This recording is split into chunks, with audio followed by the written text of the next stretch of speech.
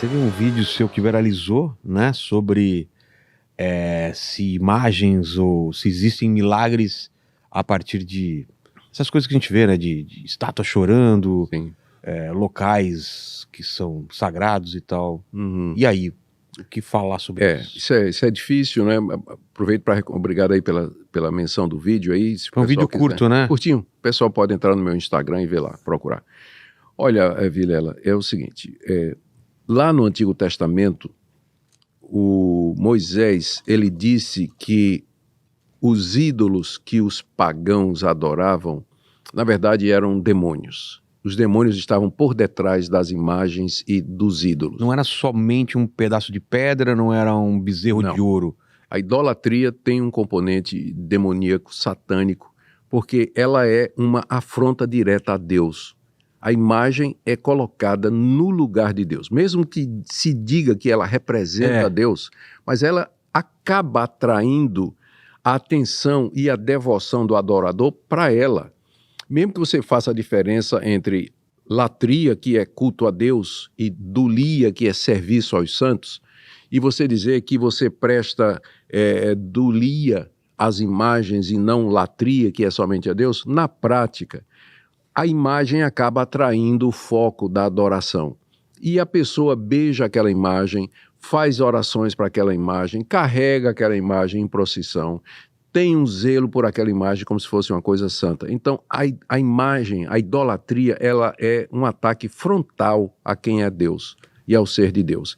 E, por isso, eu creio que a Bíblia fala que a idolatria, por detrás dos ídolos estão os demônios. Então, Moisés diz isso no livro de Deuteronômio. Paulo repete isso lá em 1 Coríntios, capítulo 10. Ele diz assim, eu quero que vocês saibam que aquilo que os demônios, gentios sacrificam, é aos demônios que eles sacrificam. E Paulo estava se referindo aos cultos idolátricos lá na cidade de Corinto, especialmente o templo da grande Afrodite, né? Grande, assim, muito querida e adorada naquela época. E Paulo está dizendo que por detrás do culto a Afrodite, da adoração das imagens e tudo, estão os demônios. Então, eu creio que até hoje isso é uma estratégia satânica, é fazer agir através de coisas, de objetos, particularmente de imagens, com o objetivo de tirar o foco da pessoa de Deus, da pessoa de Cristo, para que as pessoas se voltem para aquela imagem ou aquilo que aquela imagem representa, o que é absolutamente proibido. Segundo mandamento diz, não farás para ti imagem de escultura, não as adorarás, nem lhes darás culto. E Deus diz, né, que ele castiga até a terceira e quarta geração daquele que faz esse tipo de coisa. É o mandamento que traz uma penalidade pesada, né? Exatamente por isso. Mas a imagem, os demônios através dessa imagem conseguem fazer coisas sobrenaturais? Sim, você citou Jó, lembra de Jó? Lá no capítulo 1º e 2º livro de Jó, está dito que Satanás fez que um vento violento caísse sobre a casa dos filhos de Jó e destruísse todo mundo, fogo do céu caísse e consumisse o gado, e fora o fato de que o próprio Satanás impingiu chagas e feridas em Jó, sobrenaturalmente, feriu Jó. Então, os demônios, eles não são Deus, mas eles têm algum poder, eles têm alguma habilidade nesse mundo que nós não temos, de manipular a realidade, de forma que a coisa mais fácil do mundo é fazer uma imagem chorar, ou fazer com que nessas igrejas neopentecostais, trazendo a coisa também para o nosso lado, né, porque nós não ignoramos que tem muita coisa também, onde as pessoas consagram objetos, sal grosso, óleo ungido e tudo mais, e o milagre acontece. Deus nunca mandou fazer isso, Deus nunca usou esse tipo de recurso, não é? Então, se alguém precisa de cura, precisa de uma bênção, vai direto a Deus, mediante Jesus, pedindo mediante o mérito de Cristo Jesus. Isso é suficiente. O evangelho é simples, Rogério. O pessoal complica demais. Mas isso é assustador, né? Porque, então, tem esse tipo de confusão mesmo, por exemplo, uma cartomante ou alguém, ela pode acertar, Pode. uma imagem pode realmente curar, mas isso é limitante ou vai dar algum problema lá na frente?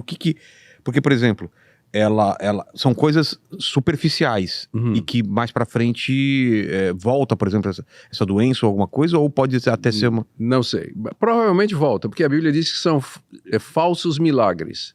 São coisas que a gente não tem explicação, parece uma coisa sobrenatural e Uhum. mas que não é uma coisa perene como os milagres Uma de cura Deus. definitiva, sim. Olha, lá no livro de Apocalipse... E que a gente não deve buscar isso, Não, ir atrás. nunca.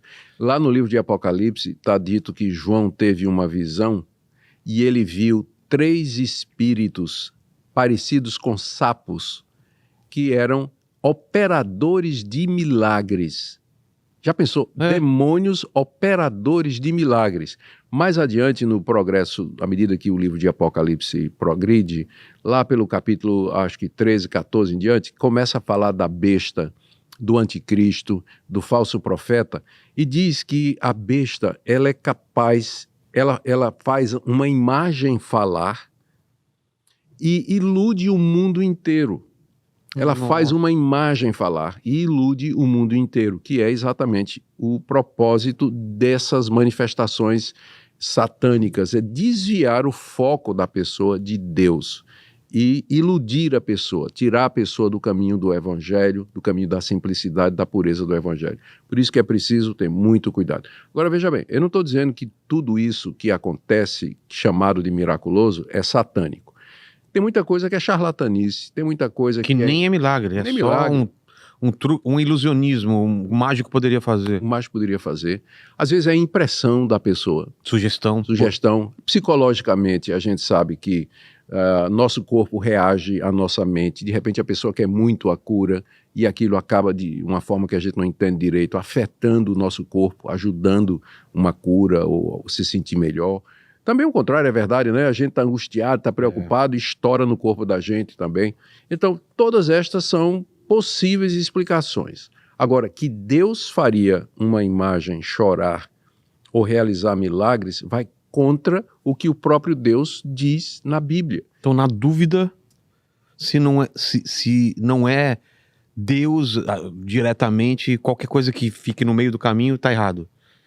Se não é Deus, qualquer coisa que está no meio do caminho está errado.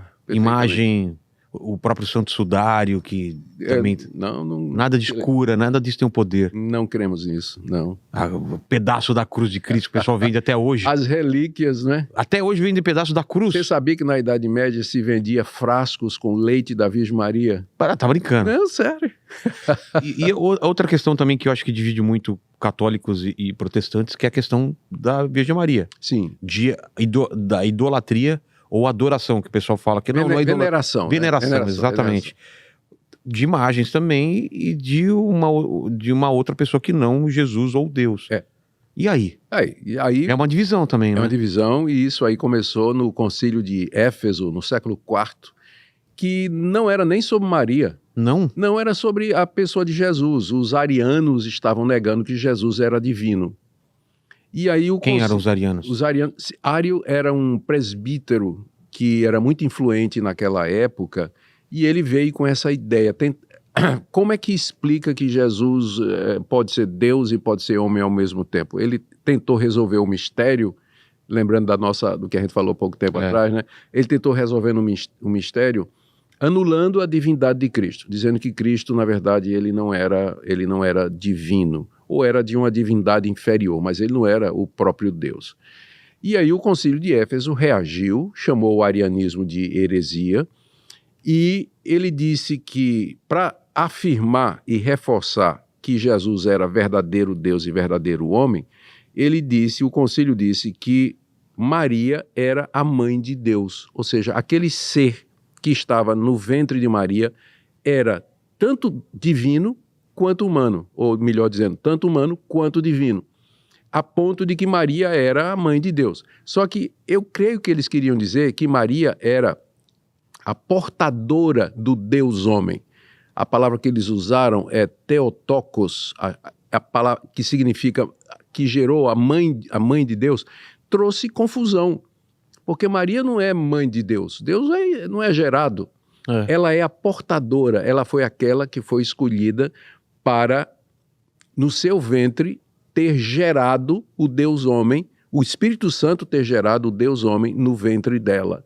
Então ela é a portadora, mas não a mãe de Deus. Então, como resultado de uma má interpretação disso aí, não demorou que surgissem as primeiras catedrais em homenagem a Maria e que o culto a Maria crescesse de maneira desenfreada. Hoje em dia... com imagens aparecendo em imagens e todo esse tipo de coisa, né? Hoje em dia você vê muito... Eu creio que muitos católicos são muito mais devotos de Maria do que do próprio Jesus. E eles acusam os protestantes de não gostarem de Maria. Isso não é verdade. Maria era uma mulher piedosa, era uma jovem judia escolhida por Deus para ser a portadora do seu filho. E nós a vemos como isso, mas nada mais do que isso. Tem nada na Bíblia. Por exemplo, os 2 últimos dogmas do Vaticano, que Maria nasceu virgem. Por que Maria teria nascido virgem? Perdão, que Maria nasceu sem pecado. Estou confundindo. Tá. Ela nasceu sem pecado. Por que era preciso que Maria nascesse sem pecado? Para que Jesus fosse sem pecado. Mas pela lógica, então, a mãe de Maria também teria que ter nascido sem pecado. Mas é um dogma católico, que é a Imaculada Conceição de Maria. E o outro dogma foi que Maria, depois da morte, subiu aos céus, que é de 1950, se não me engano. 1950. Tem nada na Bíblia que possa... Nada, absolutamente nada. Possa nem sugestionar isso. Não, tem nada. Nada? Nada, absolutamente nada. Uma decisão humana. Tem que lembrar que no catolicismo romano, as doutrinas têm como origem a Bíblia, eles não negam a Bíblia, mas tem a tradição oral, que é o resumo das ideias, das concepções, das decisões dos concílios através da história, e o magistério católico, que é composto de um colégio de bispos encabeçado pelo Papa, que quando ele fala ex cathedra de ofício, ele é infalível, né? Ele é infalível. Então, não está na Bíblia, mas está na tradição e o magistério aprovou e determinou. Por isso, então, vira lei para o católico. Não vem de algum livro apócrifo, por exemplo? Não. Nenhum fala sobre Maria também em relação a isso? Com relação a isso, não. E mesmo que fosse, não é um livro canônico, né?